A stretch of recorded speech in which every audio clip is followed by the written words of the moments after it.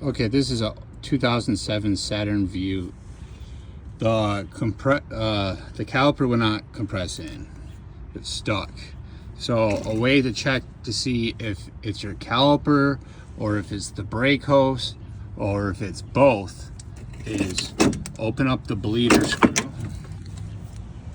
Open up the bleeder screw and compress it in. If with the bleeder screw open, then you know it's the brake hose, and the brake hose has collapsed and it's not working properly. That's why the pads on this side were actually, there's no pads left, and the other side they were decent. So she's experiencing shaking, and this is the reason, because the caliper was locking on the rotor. The hose compressed and it's not allowing that fluid to go back up to the hose in the reservoir.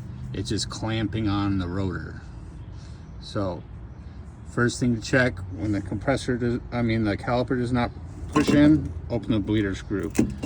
Now if the caliper doesn't compress with a bleeder screw open, I recommend replacing the caliper and replacing the brake hose. So because we just replaced the brake hose, we have to bleed the brakes. There's air in this line, and if you don't bleed it properly, you're gonna have a low pedal and it's gonna be braking issues. So open the reservoir and top it off and leave the cap off. If that cap is on, it creates like a suction and it will not bleed.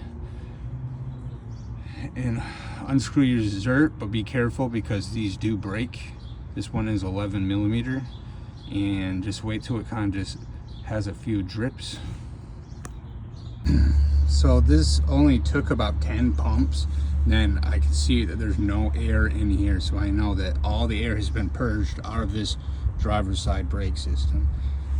But I like to be a little bit extra cautious and know that I got all the air out, so I do it another 10 times.